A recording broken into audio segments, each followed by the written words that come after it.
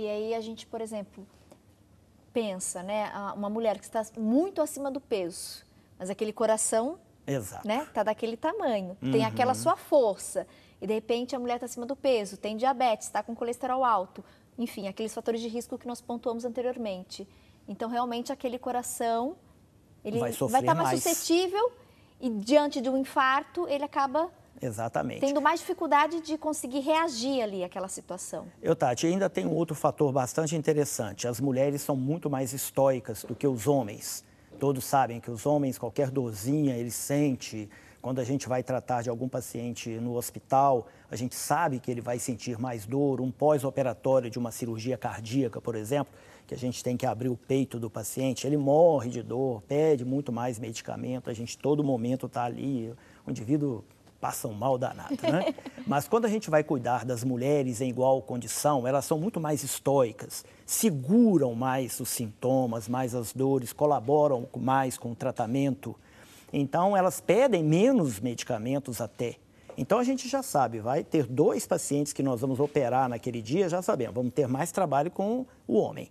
Interessante, e aí, curiosidade, né? E essa curiosidade, ela acaba sendo negativa para a mulher nesse sentido. Ela começa a sentir o tal mal-estar no peito, a dor no peito em casa.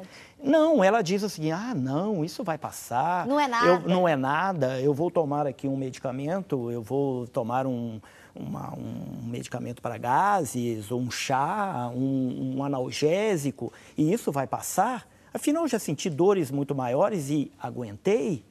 São, por exemplo, as cólicas. Aí que está o risco. Aí é que está o risco. O que acontece? Ela sente a dor, mas ela é poderosa, ela é estoica, ela tenta segurar. E como eu te disse, o infarto a gente tem tempo. A gente tem que tratar no menor tempo possível. Como é esse tratamento, doutor? Por exemplo, então eu senti a dor, passou de 20 minutos, que foi o tempo ali que você falou que é um alerta bacana, né, para a gente ter como parâmetro. 15, 20 minutos, meia hora, com aquela pressão no peito, aquele incômodo, vai para o hospital. Diretamente para o hospital. E aí lá no hospital, qual que é o procedimento? Exatamente. Lá no hospital, o cardiologista vai chegar, o médico clínico que lá estiver, vai fazer imediatamente o eletrocardiograma e colher o seu sangue para fazer a dosagem de uma proteína, um marcador ali que chama-se troponina. Então, essa troponina, se ela aumentar, significa que a pessoa está infartando. E o eletrocardiograma, ele é decisivo ali para o diagnóstico de infarto agudo do miocárdio.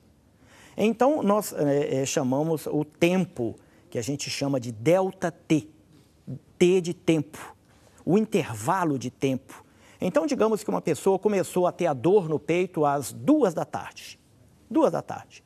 Se ela chega no hospital às 3 da tarde, então a gente diz que ela tem 1 hora de infarto, o ΔT de 1 hora. Se ela chega às 4 da tarde, o ΔT já é de 2 horas. Às 5, ΔT de 3 horas. E esse ΔT vai aumentando progressivamente.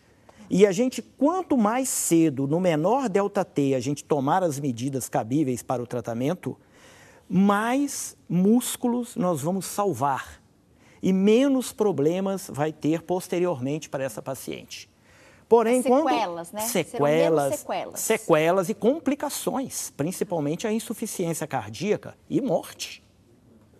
De sorte que quando nós chegamos num ΔT de 12 horas, a gente tem pouco o que fazer para evitar as complicações.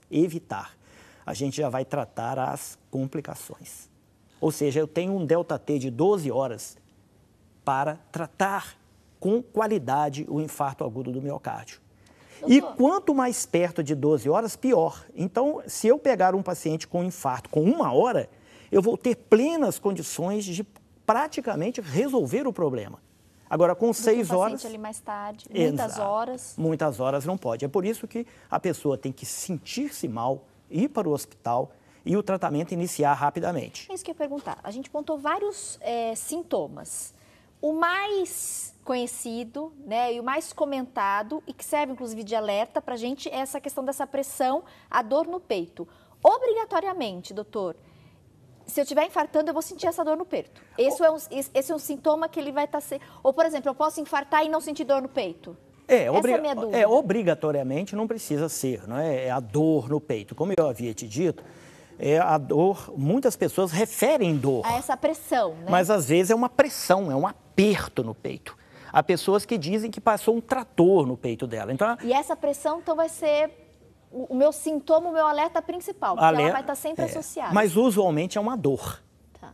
É a dor ou uma que pressão. A gente definir, né, exatamente. a dor. Cada um define, né, de uma forma. maneira. E como eu te disse, muitas pessoas sentem dores de modo diferente.